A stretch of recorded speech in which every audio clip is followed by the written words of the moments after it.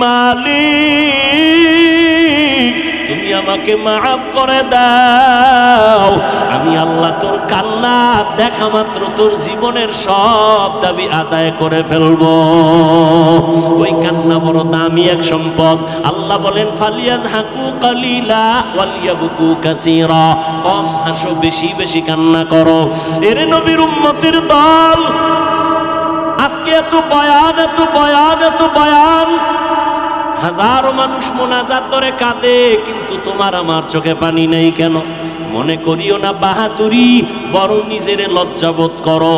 আল্লাহ তোমার আমার গুনার কারণে বেজার, এই জন্য কলবটা ময়লায় শক্ত হয়ে গেছে, এই কারণে চোখে পানি আসে না। আল্লাহর আযাবের ভয় তোমার অন্তরে নাই, কবরের চিন্তা তোমার অন্তরে নাই। এই ছাত্র জনতার আন্দোলনে কত যুবকের লাশ কবরে রাখলাম, করোনায় কত যুবক চলে গেল, আমার কত ছাত্র ভাই কবরে চলে গেল, কত আপন বন্ধু চলে গেছে। এমন একটা দিন আসবে আমিও দুনিয়াতে থাকবো না। আজকে আমি বক্তা বক্তা ভাব দেখাই, তুমি আজকে ডাক্তার ভাব দেখা, আমি রোগী, তুমি বড় আমি ছোট, তুমি এলেমওয়ালা আমি এলেম নাই, যতই কিছু দেখাই না কেন, সাদা কাফনের প্যাকেট যেদিন হইবা ওই দিন সব বাহাদুরি শেষ হয়ে যাবে। কি নিয়ে কবরে রওনা দিলাম? দুনিয়াতে যত বাহাদুরি করি সাদা কাফন পর্যন্ত টিকবে না। ও আল্লাহর গোলাম, আমি একা আল্লাহর আদালতে যাব, ওই আল্লাহর আদালতে কি নিয়ে দাঁড়াবো? সাহাবায়ে কেরামদের এত আমল, এত ইখলাস, এত তাকওয়া, এত সুন্দর নামাজ, এত সুন্দর তেলাওয়াত, এত সুন্দর রোজা, এরপরও জান্নাতের টিকিট হাতে পাইয়া আবু বকর নামাজে দাঁড়ায় কাঁদতেছেন। রহমতের নবী বলেন আপনি কাঁদেন কেন গভীর রজনীতে?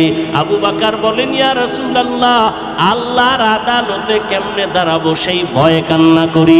ওমরে ফারুক কান্না করেন, এত আমল থাকার পরেও, এত ইখলাস থাকার পরেও, তাকওয়া থাকার পরেও তারা যদি কান্না করেন কবরের ভয়, হাসরের ময়দানের ভয়ে, তাহলে আপনার আমার এলেম নাই, আমল নাই। যেইভাবে নামাজ পড়লে আল্লাহ খুশি হবে ওইভাবে তো নামাজ পড়ি না, যেইভাবে জিকির করলে তেলাওয়াত করলে আল্লাহ খুশি হবেন ওভাবে করতে পারি না। তাহলে আপনার আমার কি পরিমাণ কান্না করা দরকার। কিন্তু কপাল বড় খারাপ, নিজেও কাঁদে না, কান্নাও পছন্দ করে না। এমন আল্লাহর নিমখারাম গোলাম, নিজেও কান্না করে না, কেউ কান্না করে তাও পছন্দ করে না, নিজেও পর্দা করে না, কেউ পর্দা করে তাও পছন্দ করে না, নিজেও পাগড়ি পরে না, অন্যের রাসূলের মহব্বতে পাগড়ি পরে তাও পছন্দ করে না, নিজেও হালাল খায় না, অন্য হালাল খায় তাও পছন্দ করে না, নিজেও তাহাজ্জুদ পড়ে না, অন্য তাহাজ্জুদ পড়ে তাও পছন্দ করে না, নিজেও তেলাওয়াত করে না, কেউ তেলাওয়াত করে তাও তার কাছে ভালো লাগে না, নিজেও আল্লাহর নামের জিকির করে না, কেউ জিকির করে তাও পছন্দ করে না। এরকম নিমক হারাম কপাল পরা আছে না নাই? আল্লাহর ভয় নাই, কবরের চিন্তা নাই, মরণের কোনো চিন্তাই তার অন্তরে নেই। আর এর একমাত্র কারণ এগুলো নিজে নিজে থাকে না, কারণ চতুর্মুখী শয়তান দুনিয়া আমাকে গ্রাস করে নিতেছে। এজন্য একজন খাঁটি আখেরাতমুখী তাকওয়াওয়ালা আল্লাহওয়ালা, যার দিয়ে তাকাইলে আল্লাহর কথা স্মরণ হয়, দিল তৈরি হয় আমলের জন্য, এদের সাথে সম্পর্ক রাখা দরকার, সোহবত রাখা দরকার, তাহলে ঈমান আমল কিছুটা ঠিক রাখা সম্ভব। মক্কার মানুষ ছিল নবী আসার আগে বড় খারাপ। নবী আসছেন, মানুষগুলো দিন দিন লাইনে আসতেছেন। নবী আসার আগে খারাপ কেন? তাদের কোনো মুরব্বী ছিল না। ঈসা নবী চলে গেছেন, আমার নবী আসার মাঝখানে মুরব্বী নাই। এই জন্য যারা মুরব্বী মানে না, তাদের লেখাপড়া, তাদের চলাফেরা, তাদের কথাবার্তায় কোনো ব্যালেন্স নাই, কোনো ব্যালেন্স নাই। যারা উল্টা পাল্টা করে, খোঁজ নেন ভালো করে, একজনেও কোনো খাঁটি আল্লাহওয়ালা মুরব্বী মানে না। গরুর গলায় রশি লাগায় যদি মালিক ধরে রাখে, আর গরুটা যদি ডানে বামে কারো ফসলে মুখ লাগায়, মালিক টান দিবে, গরু আর ফসল খেতে পারে না। ঠিক একজন আল্লাহর গোলাম কালেমার রশি গলায় লাগাইয়া আল্লাহর মোহাব্বত নিয়া আল্লাহর খাঁটি বান্দার নেক নজরে যখন চলবে, অন্যায় করতে ভয় পাইব।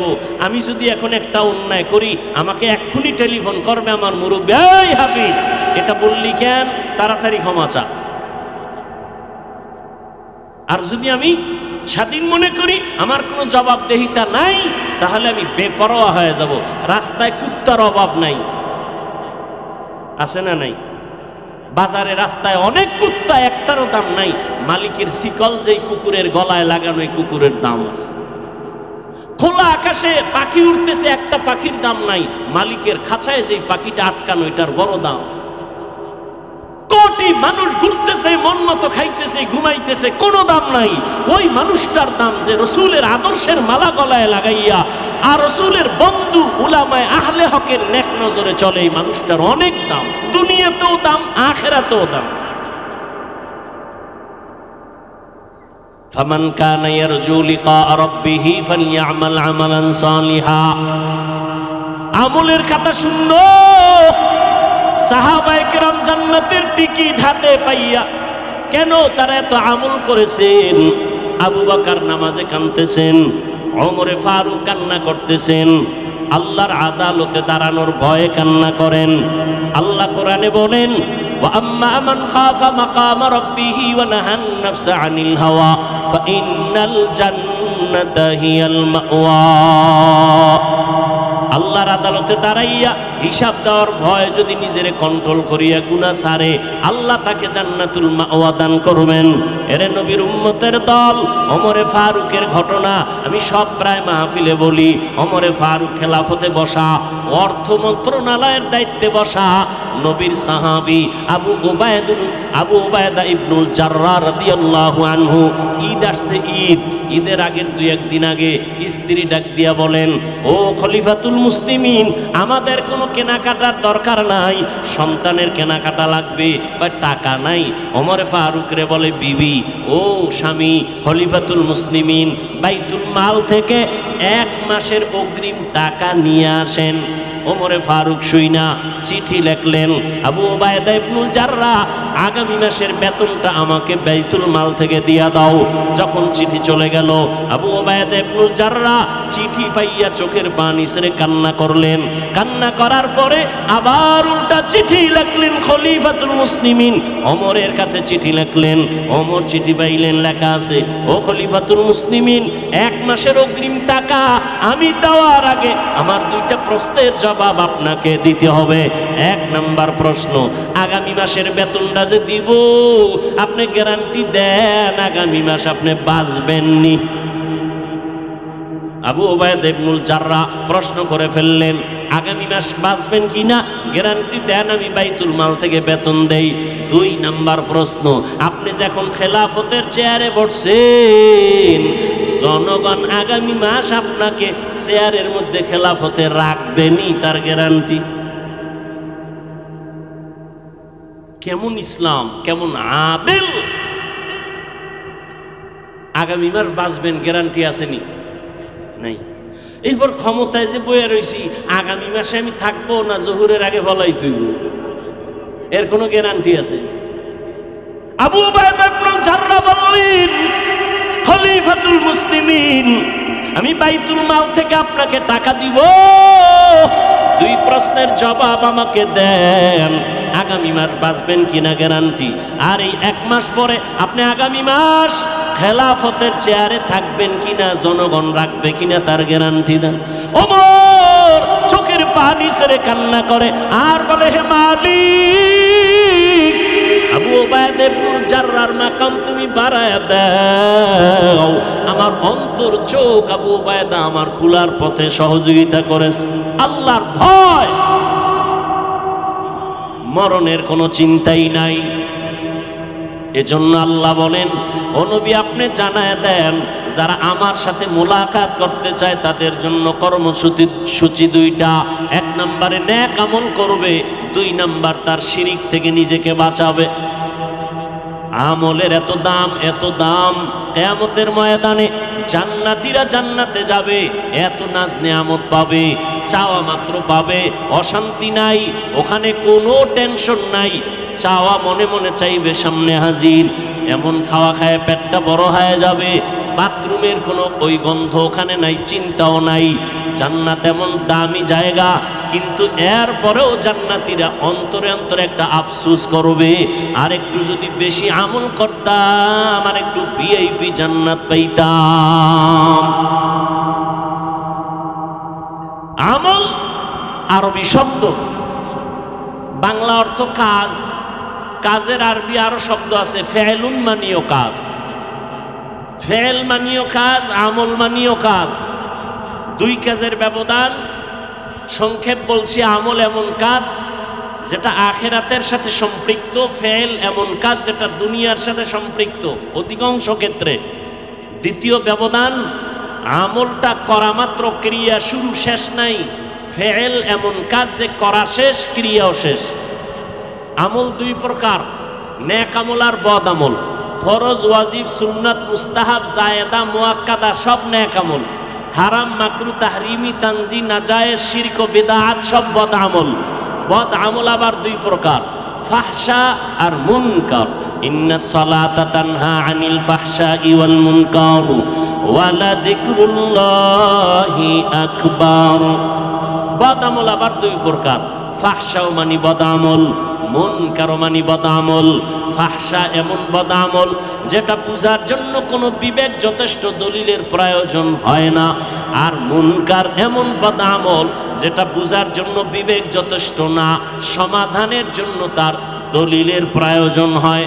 দোনোটার দলিল আছে, কিন্তু ফাহশার ক্ষেত্রে দলিল লাগে না। যেমন মিথ্যা কথা বলা নেক আমল না বদ আমল, বুঝার জন্য দলিল লাগবে, দলিল আছে।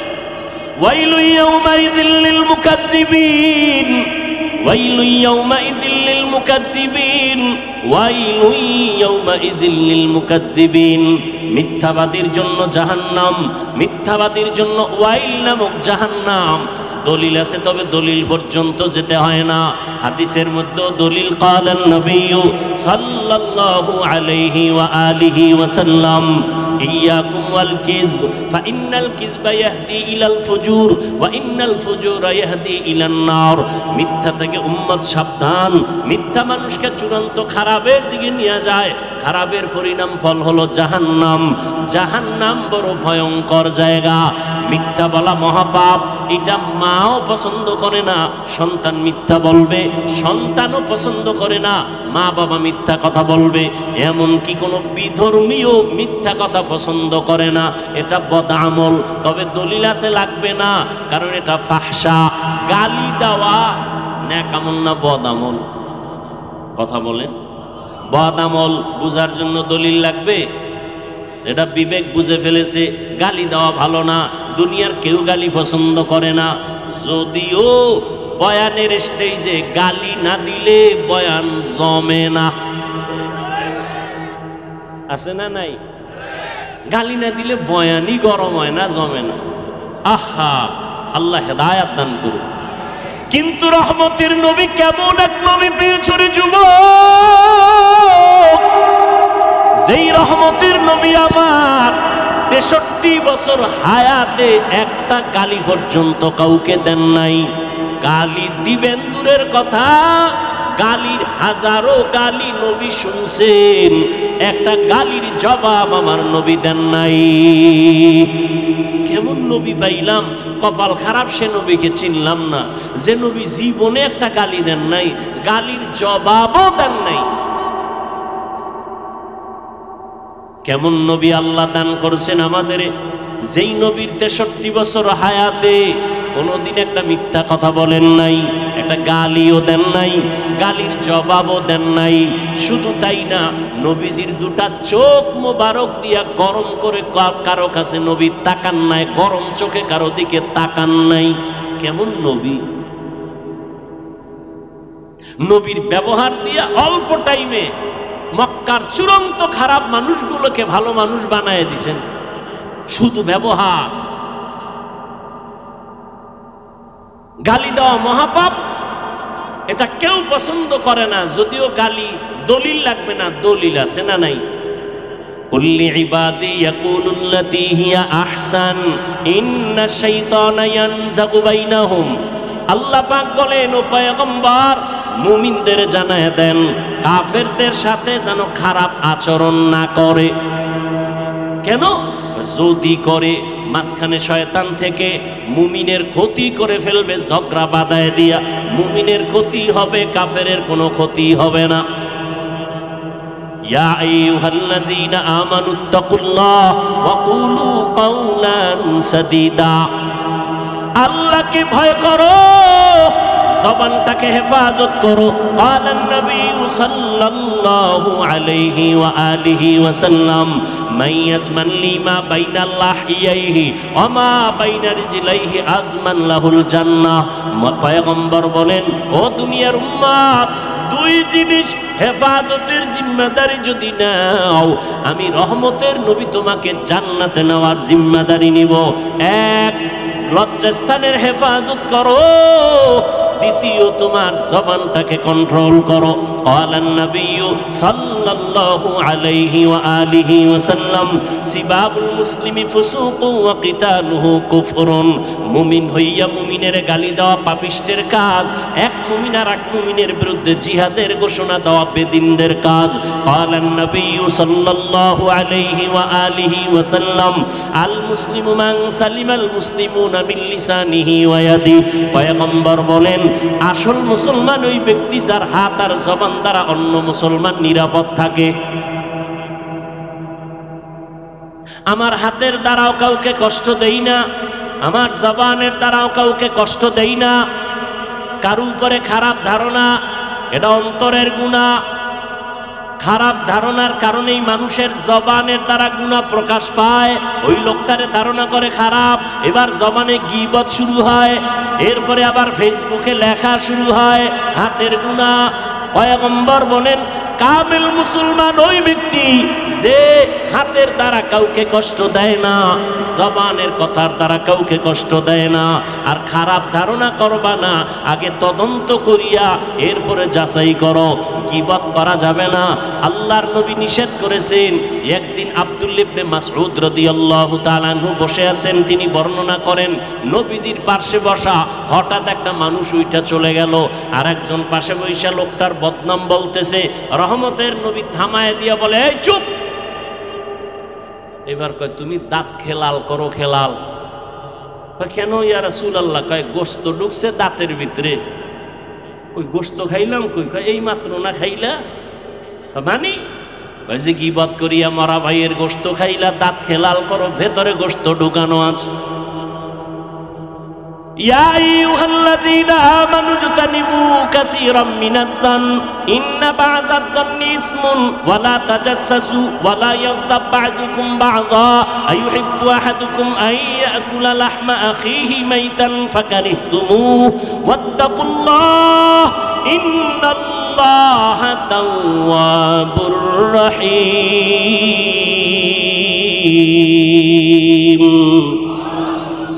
ও মুমিন, মানুষের উপরে খারাপ ধারণা থেকে নিজেকে হেফাজত করো, কারণ কিছু খারাপ ধারণা আছে, মারাত্মক গুনাহ। ক্বালান নবী সাল্লাল্লাহু আলাইহি ওয়া আলিহি ওয়া সাল্লাম ইয়াকুনা ফাইন্নায-যান্না আকযাবুল হাদীস। মানুষের উপরে খারাপ ধারণা থেকে বাঁচো, কারণ খারাপ ধারণা হলো সব গুনার মূল। ধারণার থেকে গুনাহ বাড়ে, হাতের গুনাহ বাড়ে, অন্তরের গুনাহ বাড়ে, বান্দার জবানের গুনাহ বাড়ে। অতএব সাবধান, কেউ কারো গীবত শিকায়াত করো না। তো বলতেছিলাম, বদ আমল দুই প্রকার, ফাহশা আর মুনকার। ফাহশা এমন বদ আমল যেগুলো বুঝার জন্য দলিল লাগে না, বিবেক যথেষ্ট। আর মুনকার এমন বদ আমল যেগুলো বুঝার জন্য বিবেক বুঝলেও হয় না, দলিল ছাড়া সমাধান হয় না। যেমন সিজদা করা, সিজদা করা এটা সওয়াব না গুনাহ? বলেন বলেন ভাই, সিজদা করা নেক আমল না বদ আমল? সবাই বলেন না কেন? সিজদাটা যদি বটগাছে দেয়, সিজদা যদি কবরে দেয়, সিজদা যদি কোনো পীর সাহেবের কদমে দেয়, নেক আমল? আচ্ছা আমাকে বলেন তো, যারা দেয় তারা কি বদ আমল মনে করে দেয়? বদ আমল মনে করে দেয়? এখন আপনি গিয়া যদি কেন কি হইছে, দাঁড়াও, মাজারে কেন সেজদা দাও? শিরক। চুপ, কিসের শিরক? শিরক কেন? আল্লাহ ছাড়া আর কাউকে ইবাদতের সিজদা দেওয়া যাবে না। কয় দলিল দিয়ে দিছি, ইবাদতের সিজদা আল্লাহ ছাড়া কাউকে দেওয়া যাবে না।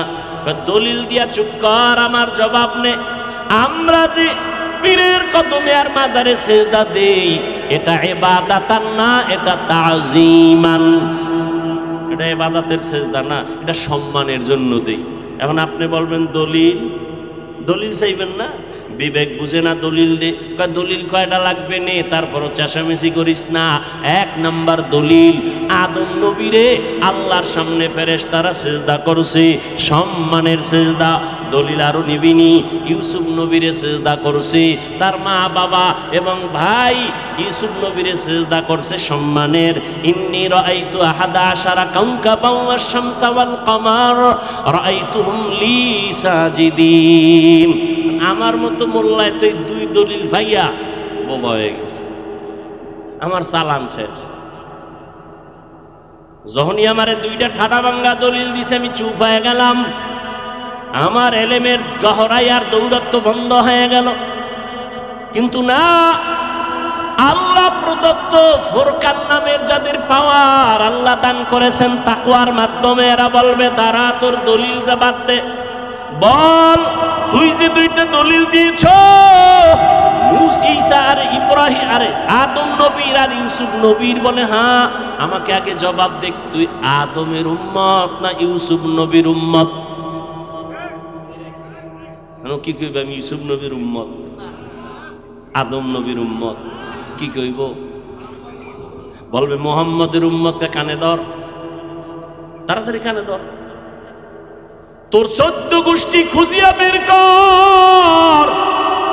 রহমতের নবীর 63 বছর হায়াতে ইবাদতের হোক আর সম্মানের হোক না কেন, কেউ আবেগে মোহাব্বতে নবীর একটা সেজদা দিছিনি 63 বছর হায়াতে, বের কর। নাম্বার 2, 63 বছর পর 1500 বছর হয়ে গেল, রহমতের নবী মদিনাতুল মুনাওয়ারায় জিন্দা কবরে আছে, রওজা মোবারকে। আজ পর্যন্ত কেউ গিয়া নবীর মাজারে সেজদা দিছিনি, প্রমাণ বের কর। এবার বোবা হয়ে গেছে। না তো না, মুহাম্মদের উম্মত যদি দাবি করো, ভালো করে কান লাগায় শোন, মুহাম্মদের শরীয়তে আল্লাহ ছাড়া কাউকে সিজদা দেওয়া হারাম। দলিল ছাড়া সমাধান হইছে নি? সম্ভব না, এর নাম মুনকার। দলিল লাগবে। ওরে নবীর উম্মতের দল, আল্লাহ পাক রব্বুল আলামিন বলেন নেক আমল করো, বদ আমল থেকে নিজেকে বাঁচাও। রহমতের নবী আল্লাহ পাক বলতেছেন, ও নবী জানায় দেন, নেক আমল করতে গিয়া সাবধান, আমল হতে হবে ইখলাসের সাথে, বেশি আমল লাগবে না। আখলিস দীনাকা ইয়াকফিকাল আমালুল কলিল। অল্প আমলি জান্নাত পাবে যদি আমলটার মধ্যে ইখলাস থাকে। কি থাকে? মা উমিরু ইল্লা লিয়াবুদুল্লাহা মুখলিসিনা লাহুদ্দিন। ইখলাসওয়ালা আমলের বড় দাম। ইখলাস কাকে বলে? খালিসান লিওয়াজহিল্লাহি তাআলা। আমি যা করব, যা বলবো সব আমার আল্লাহর সন্তুষ্টির জন্য। আমি বয়ান করি আমার আল্লাহকে রাজি করার জন্য। আমি বয়ান শুনতেছি আমার আল্লাহকে রাজি করার জন্য। আমি ব্যবসা করি আল্লাহকে রাজি করার জন্য। আমি দোকানদারি করি আল্লাহকে সন্তুষ্ট করার জন্য। আমি মাদ্রাসায় পড়াই, আমি পড়ি আমি আল্লাহকে পাওয়ার জন্য, আমার রবের মোলাকাতের জন্য, তার সন্তুষ্টির জন্য। বান্দা তুমি যা করবা সব হবে ইবাদত। রবের সাথে অংশীদার বানানো যাবে না। অংশীদার কেমনে বানায়? রব আল্লাহ কয়জন? বলেন বলেন। আল্লাহ যে এক, কোন দিক থেকে এক? কোন দিক থেকে আল্লাহ এক? বলবেন তো? সব দিক থেকে আল্লাহ। হায়াত দেওয়ার বেলায় আল্লাহ, রিজিক দেওয়ার বেলায় আল্লাহ, সম্মান দেওয়ার বেলায় আল্লাহ, সব বিষয় আমার আল্লাহ এক।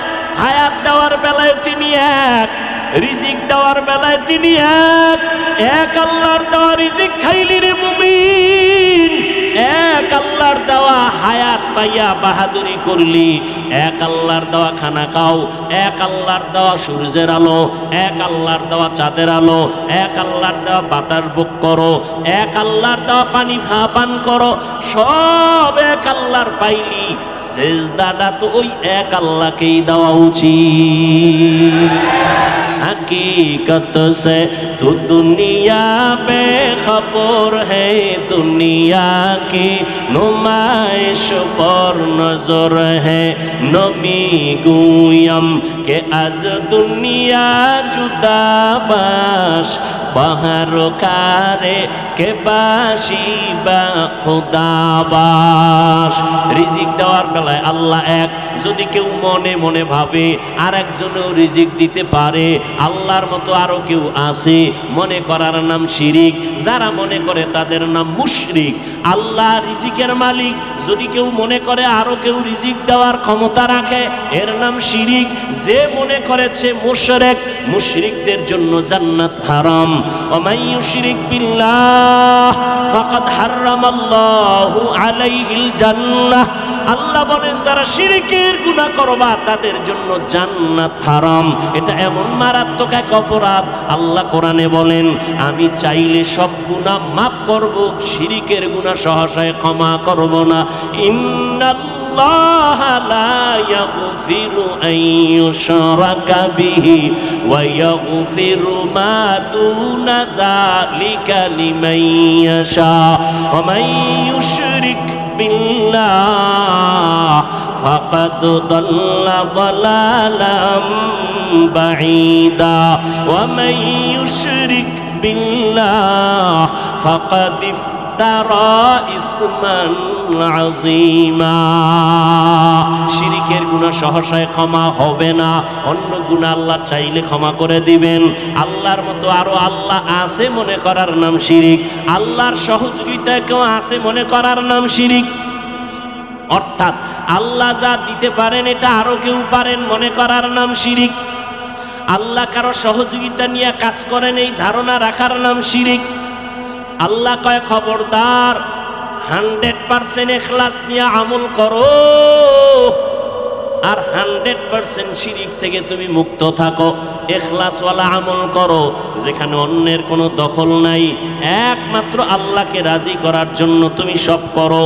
বাথরুমেও যদি যাও আল্লাহকে সন্তুষ্ট করার নিয়তে, বাথরুমটাও তোমার সওয়াবের পাল্লায় সব নেক লেখা হবে। নবীর তরিকায় আল্লাহর সন্তুষ্টির জন্য আমি বাথরুম করি, আমি নামাজ পড়বো, ওযু করব, আল্লাহকে সেজদা দিব, আমি বাথরুম করে একটু হালকা হয়ে গেলাম, পবিত্র হয়ে গেলাম, এটাও আমার জন্য সওয়াব। আমি যা করব সব সওয়াব। আমি হাসতেছি এটাও সওয়াব, আমি কান্না করব তাও সওয়াব, আমি ঘুমাবো তাও সওয়াব, আমি কাউকে বন্ধু মনে করি সওয়াব, কাউকে দুশমন মনে করি সওয়াব, যদি সেটা আল্লাহকে সন্তুষ্ট করার জন্য হয়। নিজের জাল মিটানোর জন্য যদি হয় তাহলে হতে পারে এটাই আমার জাহান্নামে যাওয়ার কারণ হয়ে যায়। আল্লাহ হেদায়েত দান করুন। ফামান কানা ইয়ারজু লিকা রাব্বিহি ফালইআমাল আমালান সালিহা ওয়া লা ইউশরিক বিইবাদাতি রাব্বিহি আহাদা। পয়গম্বরের সাহাবী ডাক দিয়া বলতেছেন ইখলাস ওয়ালা আমল আল্লাহর কাছে বড় দামি। আল্লাহ বেশি আমল চান না, আল্লাহ চান ভালো আমল। আল্লাযী খালাকাল মাউতা ওয়াল হায়াতা লিয়াবলুয়াকুম আইয়ুকুম আহসানু আমালা ওয়া হুয়াল আজিজুল গফুর।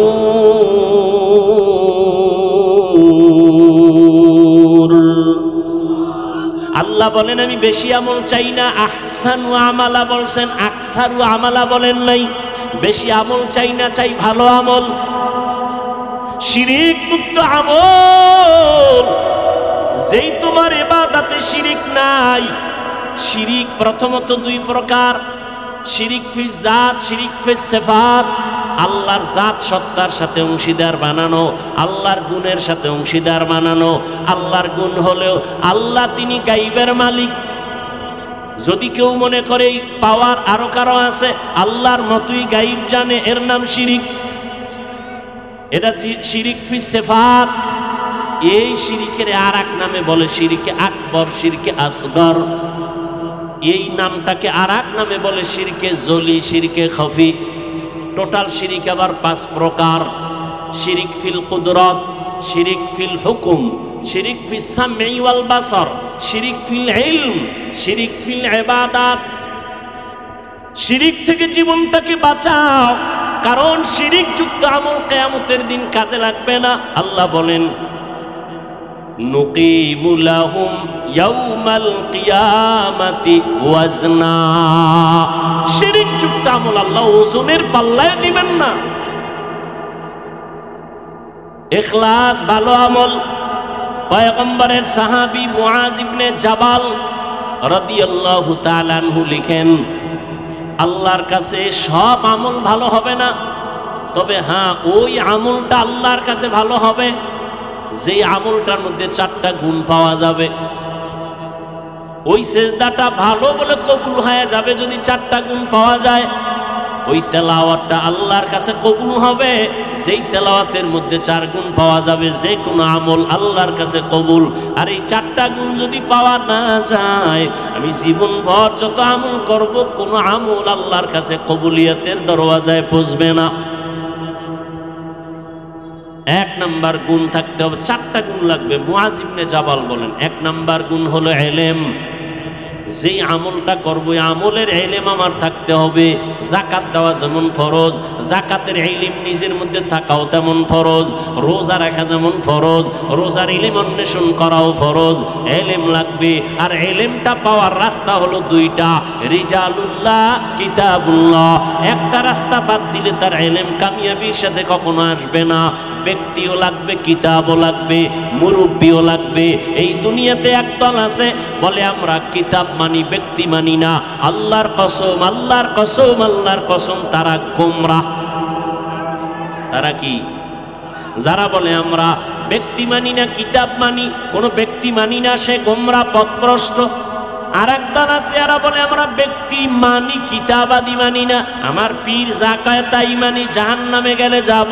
এরাও গোমরাহ। যারা শুধু ব্যক্তি মানে তারাও গোমরাহ, যারা শুধু কিতাব মানে তারাও গোমরাহ। আর যারা বলে না আমরা কোরআন মানি, হাদিস মানি, কোরআন হাদিসওয়ালা আহলে হক, মুরব্বী আলেমদেরকেও শ্রদ্ধা করি, মানি, এরাই হলো আহলে হক। কোরআন হাদিস আরবি লেখার জন্য 29টা অক্ষর আছে, আলিফ বা তা সা থেকে শুরু করে। আমাকে একটু জ্ঞানের সাথে জবাব দিবেন, 29টা অক্ষর বাংলায় লেখা দিলে যদি কেউ মুখস্থ করে, তার এই মুখস্থ করাটা কি বিশুদ্ধ হবে? বলেন, শুদ্ধ করে একা একা পারবে? এই 29টা অক্ষর যত বড় বীর হও না কেন, জ্ঞানী হও না কেন, বাহাদুর হও না কেন, এই 29টা অক্ষর বিশুদ্ধভাবে শিখতে হলে ছোট হোক, বড় হোক, গরিব হোক, কোনো না কোনো একজন ওস্তাদের কাছে গিয়ে শিখতেই হবে। উচ্চারণ না হয় ঠিক হবে না। তো 29টা অক্ষর শিখতে যদি ওস্তাদ লাগে, বিশাল কোরআনের তাফসির শিখতে ওস্তাদ লাগবে না?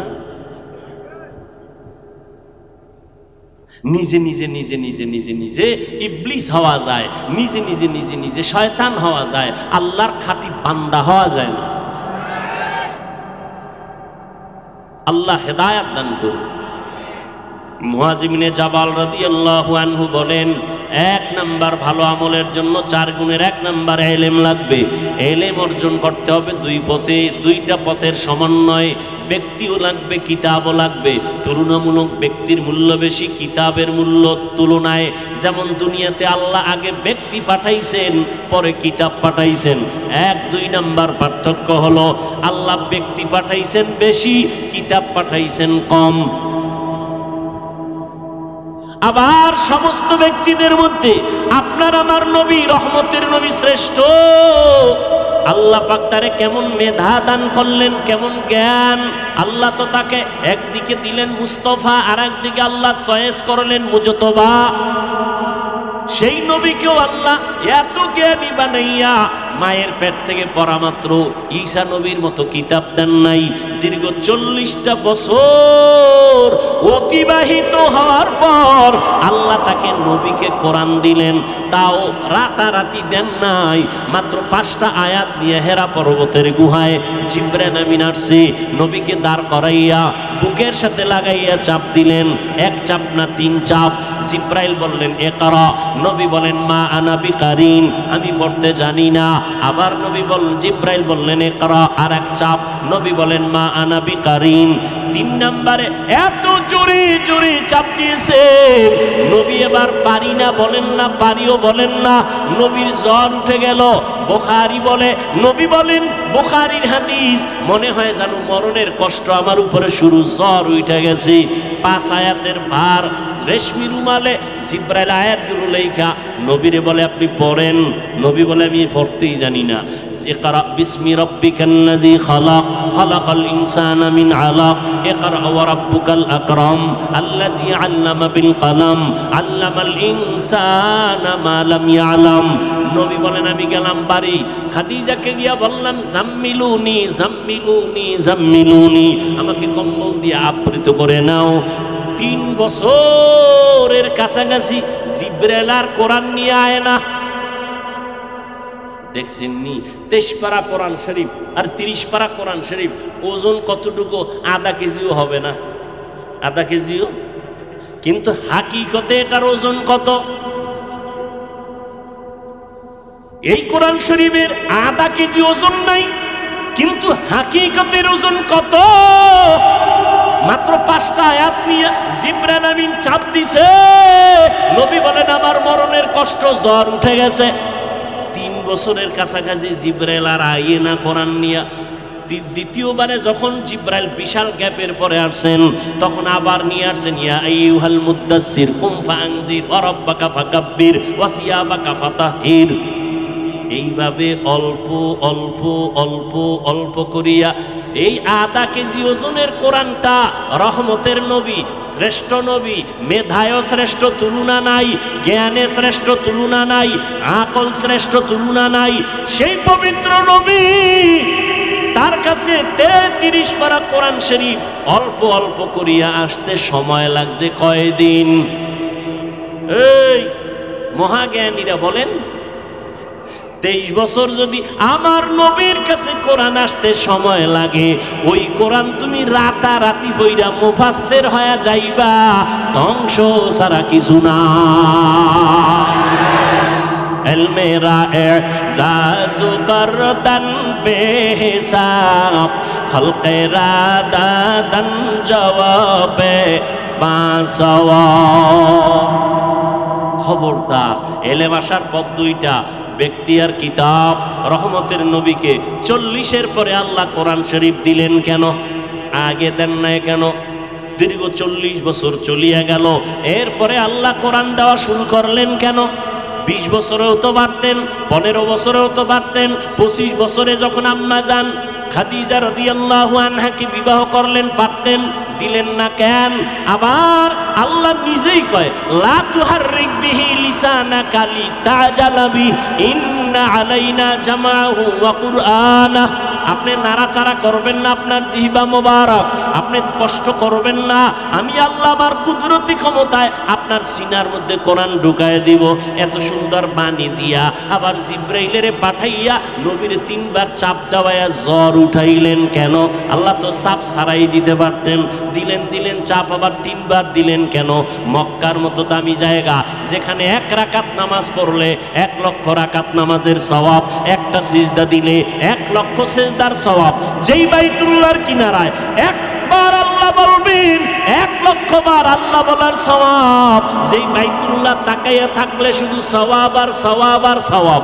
ইন্না আউওয়ালা বাইতি উযিআ লিন-নাস লাল্লাযী বিবাক্কাতা মুবারাকাও ওয়া হুদা, মুবারাকাও ওয়া হুদান লিল আলামিন। এত সুন্দর দামি ঘর, যেই ঘরের দিয়ে চাইলি সব, এখানে নবীরে কোরআন না দিয়া ওই পাহাড়ের সিফাই নিলেন কেন? আবার পাহাড়ের চিপায় নিলেন। পাহাড় তো বাইতুল্লাহর পাশে অনেক পাহাড় ছিল, সফা, মারওয়া, জবাল আবু কুবাইস, জাবালে রহমত, এগুলো বাদ দিয়া হেরা চূড়ায় কেন নিলেন? কারণ আছে না নাই? এলমেরা এজাজু করতন বেহিসাব খলকেরা দান জবাবে বাসাও। আমি আপনাদের একটা প্রশ্ন করি সংক্ষেপ, বাইতুল্লাহর দাম বেশি না হেরা পাহাড়ের দাম বেশি? সবাই বলেন। একমত? একমত? আপনি দ্বিমত হইলেও তো আমার কিছু করার নাই। আল্লাহর কোরআন বলে বাইতুল্লাহর দাম বেশি। বলেন হেরা পাহাড়ের দাম বেশি না বাইতুল্লাহ? কিন্তু নবী দীর্ঘ 40টা বছর বাইতুল্লাহ থেকে হেঁটে হেঁটে হেঁটে গিয়া বহুদূর হেরা পাহাড়ের চূড়ায় কেন সময় কাটাইছেন? এই প্রশ্নের জবাব যদি আমার দেশের আলেম ওলামারা সবাই ভালো করে অনুধাবন করতেন, তাহলে কোনো মৌলভী আল্লাহওয়ালাদের খানকার বিরুদ্ধে কথা বলতো না। আউলিয়ারা কারে উকবা ইখতিয়ার, জাহেলারা কারে দুনিয়া ইখতিয়ার। এই জন্য আমি সারা বাংলাদেশে চ্যালেঞ্জ করে 3বার কসম করে করে বলি, ওয়াদা করে, আল্লাহর কসম 1বার, আল্লাহর কসম 2বার, আল্লাহর কসম 3বার, ওয়াল্লাহি বিল্লাহি তাল্লাহি, যারা বলে আমি ওলিয়া উলিয়া মানি না, আল্লাহর কসম 3বার তারা কোরআন মানে না, হাদিসও মানে না। যারা বলে আমি ওলি মানি না, আউলিয়া মানি না, তারা কোরআনও মানে না, হাদিসও মানে না। আল্লাহ হেদায়েত দান করুন। ফামান কানা ইয়ারজু লিকা রাব্বিহি ফালইআমাল আমালান সালিহা ওয়া লা ইউশরিক বিইবাদাতি রাব্বিহি আহাদা। আল্লাহর সাথে মোলাকাতের ইচ্ছা থাকলে 2টা কাজ করা লাগবে। 1 নাম্বার নেক আমল, সতর্ক শিরিক যেন না হয়।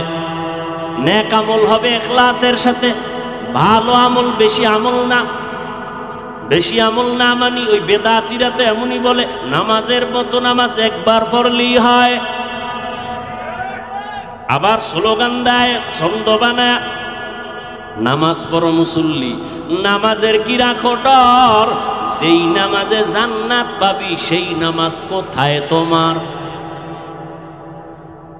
শুধু শুধু টাক দিয়ে কপালে দাগ ফালাইলে লাগবি, এমন নামাজ পড়বি যেই নামাজের ভিতরে দিয়া জান্নাতে যাবি। কতটা কেমন কয়টা পড়বি? 1বার পড়ার মতো। এই 1বার পড়ার মতো পড়বে পড়বে কই আজরাইল হয়ে গেছে, আর পড়াই হয় নাই। ঠিক নেই না? একজনে পত্রিকা পড়ে বিদ্যুতের গতিতে, দ্রুত গতিতে পত্রিকা পড়ে, আর একজনে আওয়াম মানুষ একা, ভাই তুমি এত তাড়াতাড়ি পত্রিকা পড়ো কি জিবরাইল আইছিনি? কয় না। এত তাড়াতাড়ি কেমনে পড়ো? এটা ঘুমের তুইটাই পড়া যায় না। এই তাড়াতাড়ি পড়ার শিখতে গিয়ে কত সিলেট ভাঙছি, চক ভাঙছি। ক খ সরু সারেয়া পড়তে পড়তে পড়তে পড়তে পড়তে পড়তে সিলেট ভেঙে ফেলাইছি, ব্ল্যাকবোর্ড ভেঙে ফেলাইছি, চক ভেঙে ফেলাইছি, খাতা ছিঁড়ে ফেলাইছি। কত কষ্ট করতে করতে এক পর্যায়ে এখন আমি দ্রুত গতিতে পড়তে পারি। ওরে ভালো সেজদা, ইখলাসওয়ালা নামাজ একদিনেই হবে না, দিতে থাকো, আল্লাহকে সেজদা দিতে থাকো, জিকির করতে থাকো, নামাজ পড়তে থাকো। পড়তে পড়তে পড়তে পড়তে একদিন আল্লাহর মোহব্বত জন্ম হবে। একদিন এমনভাবে আল্লাহকে ডাকবা, জীবনের 1000 সেজদা তোমার লাগবে না। 1000 সেজদার মধ্যে একটা সেজদা যদি আমার মাওলার মোহব্বতে হইয়াই যায়, ওই একটা সেজদা জান্নাত ওয়াজিব করে ফেলবে। এখন সেই সেজদাটা কবে হবে, কেমনে হবে জানি না, এজন্য চালু রাখো। আমল করতে করতে করতে করতে একদিন আল্লাহ পাক দরজা খুলে দিবে। বাচ্চা যখন কান্না কইরা আম্মু ডাক দেয়, মা কিন্তু শুনছে, জবাব দেয় না। আবার ডাক দেয় আম্মু, জবাব দেয় না। মা কাজ করে, আওয়াজও শুনে, জবাব দেয় না। বাচ্চা যখন ডাকতে ডাকতে ডাকতে ডাকতে এমন একটা কান্না শুরু হয়ে যায়, মা চায় বাচ্চা যত ডাকবে তত আমার মায়া বাড়ে, মোহব্বত বাড়ে, ভালো লাগে। বাচ্চা ডাকতেছে, মা মায়ের মোহব্বত বাড়তেছে। এক পর্যায়ে যখন কান্নার আওয়াজ তখন মা কাজ ফালাইয়া মোহাব্বতের টানে আইসা বাচ্চারে কোলে তুলে নে। আমার আল্লাহ কয়, রে গোলাপ, আমি তোরে বড় আদর করে বানাইছি, আমার কোনো ছেলে নাই মেয়ে নাই, লাম ইয়ালিদ ওয়া লাম ইউলাদ ওয়া লাম ইয়াকুল লাহু কুফুয়ান আহাদ, লাম ইয়ালিদ লাম ইউলাদ উলাইকাস ওয়ালিদু মাউলুদেরা উ খালেকাস। আমি আল্লাহ কাউকে বানাই নাই, কারো থেকে জন্ম নেই নাই, আমার ছেলে নাই যে আমার আব্বা কয়ে ডাকবে, আমার স্ত্রী নেই যে আমার স্বামী বলে সম্বোধন করবে, আমি বড় আদর করে বানাইছি মানুষ। আমি ফেরেশতারে বানাইছি 24টা ঘন্টা আমার গুণগান গায়, কিন্তু ওরে আমি সম্মানিত বানাই নাই। আমি জিন বানাইয়া পাঠাইছি, কিন্তু জিনের বড় সম্মান দেই নাই।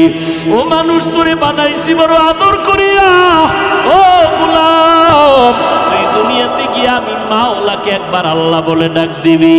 আমি আল্লাহ তোরে যখন দুনিয়ায় পাঠাইছি, দুনিয়ায় গিয়া তুই মাও চিনো না, বাবাও চিনো না, আব্বু বলে ডাকতেও পারো না, মা বলে ডাকতেও পারো না। তোর একটা পুঁজি শুধু কান্নার আওয়াজ, কান্নার আওয়াজ, কান্নার আওয়াজ। ওই কান্না দিয়া তোর মনের আশা ফুরাইছি, একই কান্না দিয়া তোর মায়ের দিয়ে সব আশা পূরণ করাইলাম।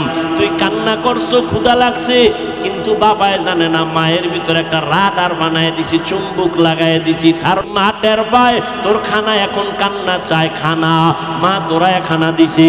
এবার আবার সন্তান কান্না করে, আব্বা জান কয় সন্তান কাঁদে কেন, ক্ষুধা লাগছে। আম্মা কয় 5 মিনিট আগে খানা দিছি, কান্না নাই। কথা কাঁদে কেন, কয় এখন কান্না হলো ঘুমানোর কান্না, বাচ্চা ঘুমানোর আগে কান্না করে। তোর কান্নায় কি চাও মা সারা কাউকে বুঝার ক্ষমতাও দেই নাই। ও বাবা, তুই যে কান্না করো, তোর শীত পাখা নাই, কাঁটা লাগবে, গড় শীত লাগে, কেউ তুই কান্না ছাড়া বলতে পারো না। যখন কান্না করো মা বুঝা ফেলছে এখন তোর ক্ষুধার কান্না না, ঘুমের কান্না না, তোর এখন ঠান্ডা লাগে, এই জন্য তুই এখন গরম কাপড় চাও, এই কান্না। মা তোরে বুঝা বুঝা কাপড় দিল। বান্দা তোর কান্না, বাথরুমে যাবি বলতে পারো না মা বাথরুমে নাও, কান্না। মা বুঝতে পারছে তুই এখন বাথরুমের কান্না করো, মা উইটা দৌড়াইয়া তোরে বাথরুমে নিয়ে পরিষ্কার করাইলো। ও বান্দা বুঝিয়ালা, এই কান্না বড় দামি একটা সম্পদ। ওই ছোটবেলা কান্না দিয়া মায়ের থেকে তোর সব দাবি যদি আদায় করতে পারো, ওই মায়ের থেকে কি আমি আল্লাহর মায়া কম? আমি আল্লাহর মায়ার কোনো তুলনা নাই, 99 গুণ মায়া আমার বেশি। ও বান্দা, মায়ের থেকে শুধু একটা কান্নার পুঁজি দিয়া বলতে পারো না মা আমারে খানা দাও, বলতে পারো না মা আমাকে ঘুম পাড়াও, মা আমারে গোসল করাও। শুধু কান্না কান্না কান্না দিয়া যদি মায়ের থেকে দাবি আদায় করতে পারো, ওই কান্না দিয়ে যদি আমি মাওলারে ডাক দাও, তোর কিছু বলা লাগবে না, শুধু বলবি মালিক তুমি আমাকে মাফ করে দাও। আমি আল্লাহ তোর কান্না দেখা মাত্র তোর জীবনের সব দাবি আদায় করে ফেলবো। ওই কান্না বড় দামি এক সম্পদ। আল্লাহ বলেন ফালিয়াজহাকু কালিলা ওয়ালিয়াবকু কাসীরা, কম হাসো, বেশি বেশি কান্না করো। এর নবীর উম্মতের দল, আজকে এত বয়ান, এত বয়ান, এত বয়ান, হাজারো মানুষ মোনাজাত ধরে কাঁদে, কিন্তু তোমার আমার চোখে পানি নেই কেন?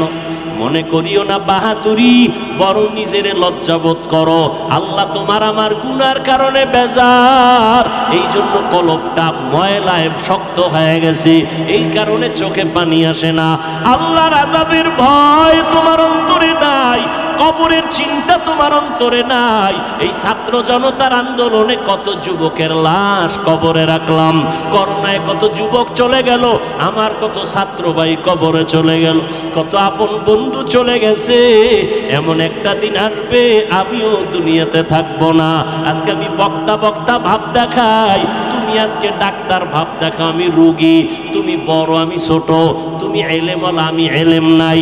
যতই কিছু দেখাই না কেন, সাদা কাফনের প্যাকেট যেদিন হইবা, ওই দিন সব বাহাদুরি শেষ হয়ে যাবে। কি নিয়ে কবরে রওনা দিলাম? দুনিয়াতে যত বাহাদুরি করি, সাদা কাফন পর্যন্ত টিকবে না। ও আল্লাহর গোলাম, আমি একা আল্লাহর আদালতে যাব, ওই আল্লাহর আদালতে কি নিয়ে দাঁড়াবো?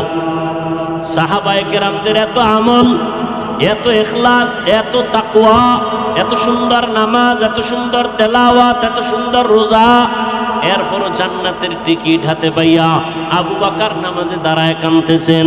রহমতের নবী বলেন, আপনি কাঁদেন কেন গভীর রজনীতে? আবু বকর বলেন, ইয়া রাসূলুল্লাহ, আল্লাহর আদালতে কেমনে দাঁড়াবো সেই ভয়ে কান্না করি। ওমরে ফারুক কান্না করেন, এত আমল থাকার পরেও, এত ইখলাস থাকার পরেও, তাকওয়া থাকার পরেও তারা যদি কান্না করেন কবরের ভয়, হাসরের ময়দানের ভয়, তাহলে আপনার আমার ইলম নাই, আমল নাই।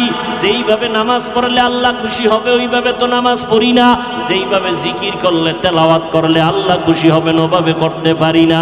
তাহলে আপনার আমার কি পরিমাণ কান্না করা দরকার। কিন্তু কপাল বড় খারাপ, নিজেও কাঁদে না, কান্নাও পছন্দ করে না।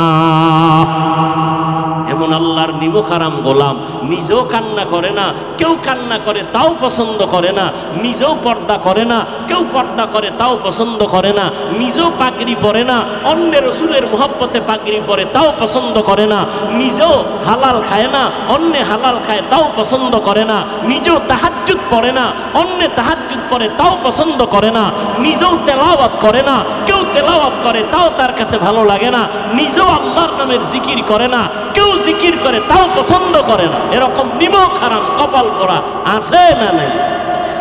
আল্লাহর ভয় নাই, কবরের চিন্তা নাই, মরণের কোনো চিন্তাই তার অন্তরে নেই। আর এর একমাত্র কারণ, এগুলো নিজে নিজে থাকে না, কারণ চতুর্মুখী শয়তান দুনিয়া আমাকে গ্রাস করে নিতেছে।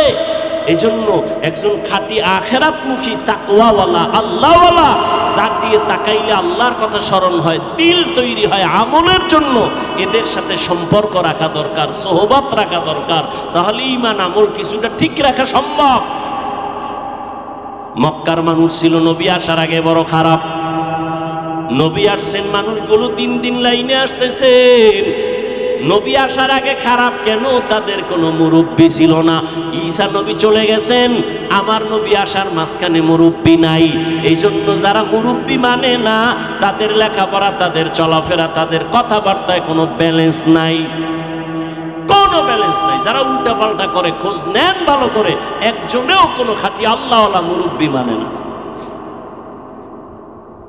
গরুর গলায় রশি লাগায় যদি মালিক ধরে রাখে, আর গরুটা যদি ডানে বামে কারো ফসলে মুখ লাগায়, মালিক টান দিবে, গরু আর ফসল খেতে পারে না। ঠিক একজন আল্লাহর গোলাম কালেমার রশি গলায় লাগাইয়া আল্লাহর মোহাব্বত নিয়া আল্লাহর খাঁটি বান্দার নেক নজরে যখন চলবে, অন্যায় করতে ভয় পাইব। আমি যদি এখন একটা অন্যায় করি, আমাকে এক্ষুনি টেলিফোন করবে আমার মুরব্বী, এই হাফিজ এটা বললি কেন, তাড়াতাড়ি ক্ষমা চা। আর যদি আমি স্বাধীন মনে করি, আমার কোনো জবাবদেহিতা নাই, তাহলে আমি বেপরোয়া হয়ে যাব। রাস্তায় কুত্তার অভাব নাই, আছে না নাই? বাজারে রাস্তায় অনেক কুত্তা, একটারও দাম নাই। মালিকের শিকল যেই কুকুরের গলায় লাগানো, এই কুকুরের দাম আছে। খোলা আকাশে পাখি উঠতেছে, একটা পাখির দাম নাই। মালিকের খাঁচায় যেই পাখিটা আটকানো, এটার বড় দাম।